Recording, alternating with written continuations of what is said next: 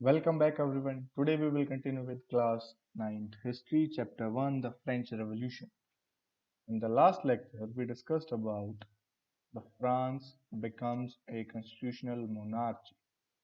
तो हमने constitutional monarchy जो आपकी बन गई थी, हमने उसके बारे में डिस्कस किया था किस तरीके से वो बनी थी. So now we will discuss about that France abolishes monarchy and becomes a republic. अब वहां पर क्या हुआ था कि उन्होंने मोनार्ची को बिल्कुल ही खत्म करके रिपब्लिक कंट्री के रूप में वो डेवलप की. ठीक है. So the situation in France continue to be tense many years. तो फ्रांस के अंदर हमने जैसे देखा था कि जो सिचुएशन काफी टेंस रहती थी वहां पर. कभी कोई राजा आता था या जो भी सिचुएशन होती थी या नेपोलियन बोनापार्ट था बहुत सी सिचुएशन ऐसी क्रिएट हुई कि वहां पर जो है उठापटक जो वहां पर मचती रही थी. बहुत दिक्कतों का सामना करना पड़ता था वहां के जो लोगों को. सो although Louis XVI had signed the constitution, he entered into secret negotiation with the king of Prussia. तो उसने कॉन्स्टिट्यूशन साइन तो कर दिया था जो लुई 16 था, बट उसने क्या किया कि नीचे नीचे किंग ऑफ प्रूशिया के साथ नेगोशिएशन बातचीत करनी शुरू कर दी. और जो रूलर्स थे अदर नेबरिंग कंट्रीज के वो भी इस बात से डर गए थे. So they made plans to send troops to control the events after the 1789. जो 1789 के जो अंदर विद्रोह हुआ था, तो उस तरीके के इवेंट ना हो उस चीज के लिए उन कंट्रोल करने के लिए उन्होंने जो है अपनी फौज ट्रूप्स भेजना शुरू कर दी. और इससे पहले अगर ऐसा होता तो नेशनल असेंबली के अंदर जो 1792 के अंदर उन्होंने वॉर डिक्लेयर कर दिया प्रूशिया और ऑस्ट्रेलिया के खिलाफ. ठीक है, असेंबली में. सो इसके अंदर जो है थाउजेंड ऑफ वॉलंटियर्स गैदर्ड हुए आपके प्रोविंस के अंदर. जो उस राज्य के अंदर जो इकट्ठे हुए लोग आर्मी को ज्वाइन करने के लिए. सो इसके अंदर जो है एक पेट्रोटिक सॉन्ग था. एक सॉन्ग जो बहुत पॉपुलर हुआ उन सब सॉन्ग के अंदर, Marseillaise composed by the poet Rouget de Lisle. जो आपका मर्सिलियसी सॉन्ग कंपोज किया गया था. तो ये नेम मर्सिलियसी इसका नाम दिया गया क्योंकि ये आपका गाया गया था पहली बार वॉलेंटियरों के द्वारा जब मर्सिलियसी के से इन्होंने मार्च करके पेरिस की तरफ ये पहुंचे थे. तो मर्सिलियसी से शुरुआत हुई थी, तो that's why this song is called Marseillaise. तो the Marseillaise is now the national anthem of the France. तो अब जो है ये आपका मर्सिलियसी नेशनल एंथम भी बन गया है आपके फ्रांस का. ठीक है. इसके अंदर फिर आपका जो है the revolutionary wars brought losses and economic difficulties to the people. तो जो ये आंदोलनकारी जितने भी युद्ध लड़े गए उसकी वजह से जो है आपके बहुत ज्यादा इकोनॉमी को नुकसान हुआ. और लोगों के लिए जो आम जनता के लिए बहुत ज्यादा डिफिकल्टीज आ गई थी. While the men were in the wars, women were left to do task of earning a living, looking after their families. अब आदमी तो युद्ध में चले जाते लड़ाई लड़ने के लिए और पीछे जो औरत रह जाती वो क्या करती थी आपकी, वो अर्निंग के पैसा कमाने के लिए काम करती थी और फैमिली की देखभाल करती थी.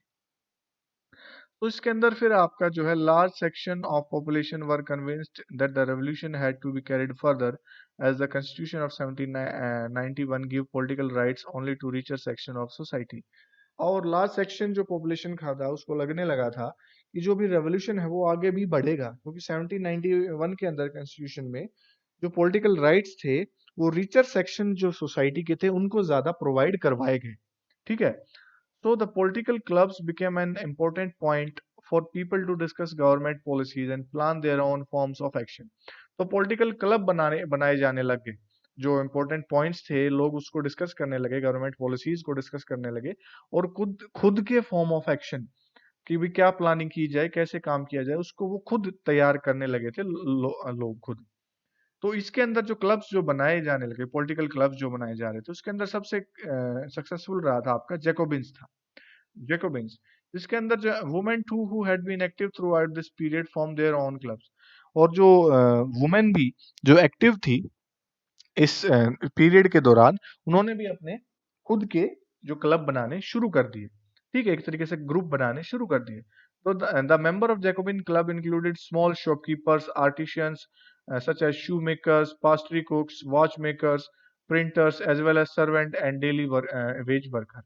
तो इस जैकोबिन क्लब के अंदर उन्होंने कॉमन पीपल को इंक्लूड किया. जो भी कॉमन पीपल था उसको इन्होंने इसके अंदर इंक्लूड किया.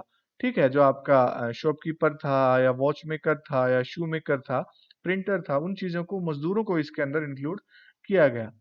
सो their leader was Maximilian Robespierre. तो उनका लीडर कौन था इसका, जैकोबिन का? आपका मैक्सिमिलियन रोबेस्फेरे था। ठीक है, दिस मैन, ठीक है, this man is the Maximilian Robespierre. So a large group among the Jacobin decided to start wearing long strip trousers. तो लार्ज ग्रुप जो जैकोबिन के अंदर थे, उन्होंने लॉन्ग स्ट्रिप ट्राउजर को जो है उन्होंने पहनना शुरू किया। सो these Jacobin came to be known as Sansculottes, literally meaning those without knee breeches, जो उनको फिर सैनक्लूटोस के नाम से जाने लगा, जिसका मतलब है those without knee breeches। Okay, so इसके अंदर फिर आपके जो सैनक्लूटोस थे वो क्या करते थे, एडिशन के अंदर उन्होंने रेड कैप पहनना शुरू कर दिया, दैट सिंबलाइज लिबर्टी, जो आपकी स्वतंत्रता, लिबर्टी को सिंबलाइज करता है। उन्होंने वो रेड कैप पहननी शुरू कर दी। But women were not allowed to wear this. Womens को ये अलाउड नहीं था कि वो this kind of thing they can't wear, उनको ये पहनना अलाउड नहीं था। तो in the summer of 1792, the Jacobin planned to protest with large number of Persians who were angered by the short supplies and high prices of food। तो 1792 में summer के अंदर जो है जैकोबिन क्लब ने जो प्लान किया कि प्रोटेस्ट करते हैं हम, एक जो पर्शियंस थे, जो आपके जो सप्लाई थी, शॉर्ट सप्लाई थी और हाई प्राइस थे, यानी कि थोड़ा मिलता और ऊपर से बहुत ज्यादा महंगा मिलता खाना उनको, उसके खिलाफ उन्होंने आंदोलन करने की, प्रोटेस्ट करने की ठानी। So on the morning of August 10, they attacked the palace of Toleris, murdered the king's guard and held the king himself as hostage for several hours। तो उन्होंने क्या किया, 10 अगस्त को वो पैलेस में, टोलेरिस में घुस गए, किंग्स के गार्ड्स को मार दिया और जो राजा को बंधक बना लिया कुछ घंटों के लिए। तो later the assembly voted to imprison the royal family. तो असेंबली के अंदर फिर क्या किया गया कि भी रॉयल फैमिली को इम्प्रिजन कर दिया जाए। ठीक है, उसके बाद इलेक्शन वर हेल्ड, इलेक्शन हुए।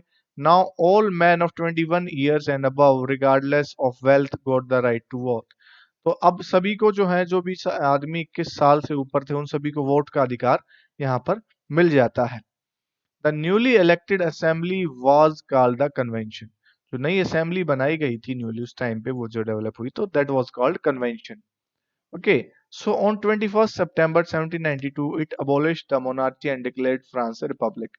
So 21st September 1792 के अंदर उन्होंने मोनार्ची को बिल्कुल खत्म कर दिया और खुद को डिक्लेयर कर दिया कि भाई हम रिपब्लिक कंट्री हैं अब से। So as you know, republic is a form of government where the people elect the government including the head of the government।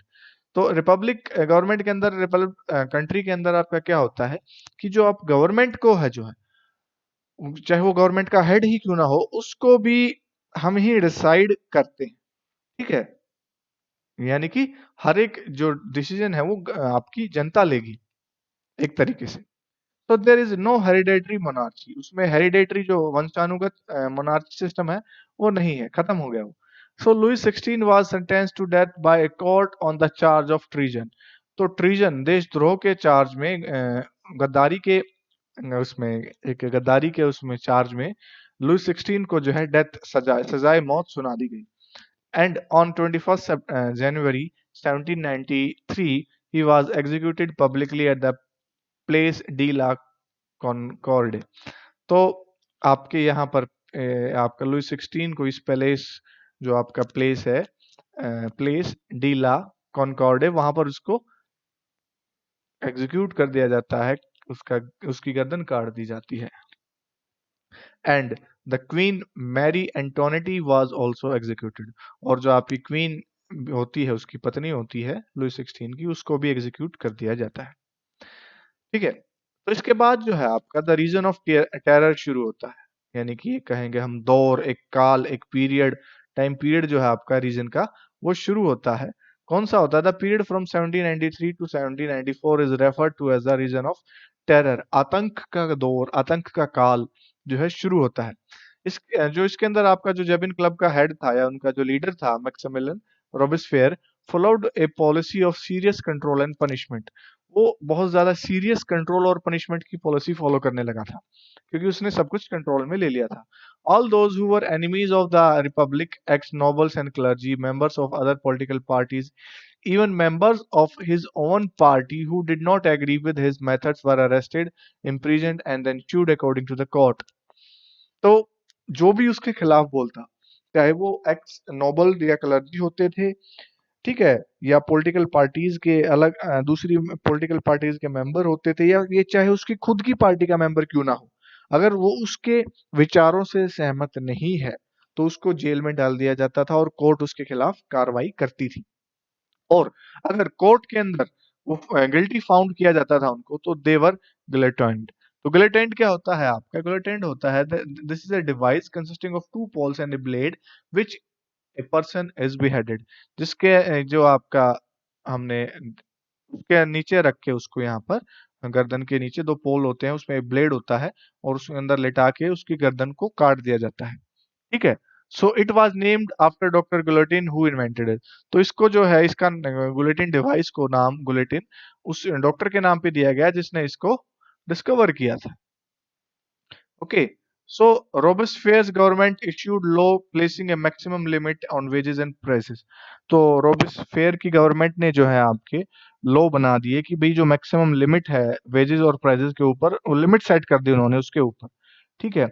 Meet and bread were ration, meat और bread को ration कर दिया गया।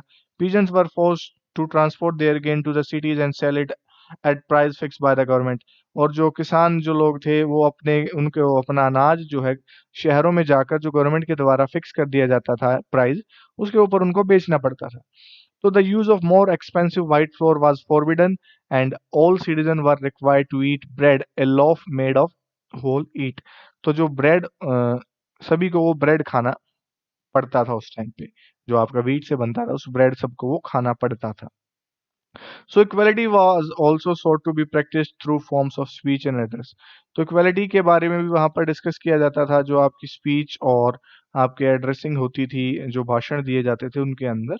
So instead of traditional Monster या मैडामे, all French women and men and women were henceforth citoyen and citoyenne citizens.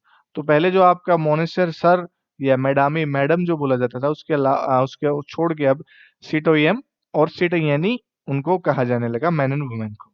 Okay. So churches were shut down and their buildings were converted into barracks of offices.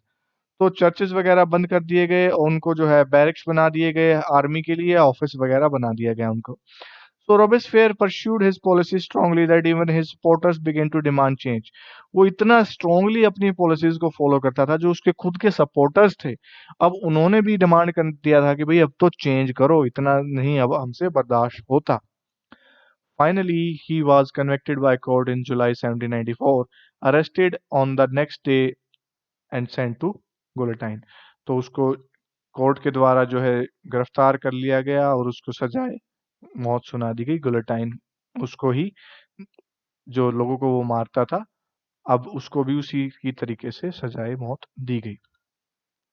तो next one is the directory rule France. France के अंदर क्या हो गया था? The rich middle classes goat the power soon after the fall of Jacobian government. और जैसे ही Jacobian government गिरती है तो आपकी जो रिच मिडिल क्लास थी उनको जो है वो पावर मिल जाती है। इसके अंदर फिर एक new constitution was introduced which denied the vote to non propertied section of society. जो नॉन प्रॉपर्टी जिसके पास कुछ भी नहीं होता था कि भी सभी को वोट का अधिकार है, तो नया कॉन्स्टिट्यूशन जब इन्होंने बनाया तो इन्होंने उस चीज को खारिज कर दिया। So it provided for two elected legislative council, जिसके अंदर उन्होंने appointed a directory and executive made up of 5 members. ठीक है। So they did not adopt constitution of power in one man executive as under the Jacobins. उन्होंने जो है constitution को एक आदमी के अंदर, जैसे जो जैकोबिन गवर्नमेंट के अंदर एक आदमी के पास सारी पावर थी, वो चीज इन्होंने फॉलो नहीं की। ठीक है। However, the directors often clashed with the legislative council had the power to dismiss them. तो जो डायरेक्टर्स होते थे उनका लेजिस्लेटिव काउंसिल के साथ जो है कई बार झगड़ा होता था, क्योंकि उनके पास पावर होती थी कि उनको डिसमिस कर सकते थे। So the political instability of the directory opens the way a for the rise of military dictator Napoleon Bonaparte. तो जो पॉलिटिकल इंस्टेबिलिटी डेवलप होती थी डायरेक्टरी के ओपन होने की वजह से, तो मिलिट्री डिक्टेटरशिप का जो है एक रास्ता ओपन हो जाता था, जो नेपोलियन बोनापार्ट ने की थी, उसके बारे में हम डिस्कस करेंगे। ठीक है। जो नेपोलियन बोनापार्ट ने जो एक मिलिट्री डिक्टेटरशिप जो अपनाई थी। So, through all these changes in the government, the ideals of freedom, of equality before the law and fraternity remained inspiring ideals. तो जो ये चेंजेस गवर्नमेंट के अंदर हुए, जो फ्रीडम के आइडिया थे, इक्वलिटी के आइडिया थे लॉ के सामने, वो इंस्पायरिंग आइडल्स यहाँ पर देखने को मिले हमें। ठीक है। और after that it motivated movements, political movements in France and the rest of Europe during the following century. तो इस इन्होंने इन्होंने क्या किया, जो पॉलिटिकल मूवमेंट्स को इन्होंने मोटिवेट किया फ्रांस के अंदर और पूरी यूरोप के अंदर, उस सेंचुरी के दौरान पूरी यूरोप के अंदर जो पॉलिटिकल मूवमेंट बहुत ज्यादा देखने को मिली थी। So that's all for today. Next जो है हम अपना नेक्स्ट वीडियो, नेक्स्ट लेक्चर में हम कंटिन्यू करेंगे इसी चैप्टर को। Thank you so much.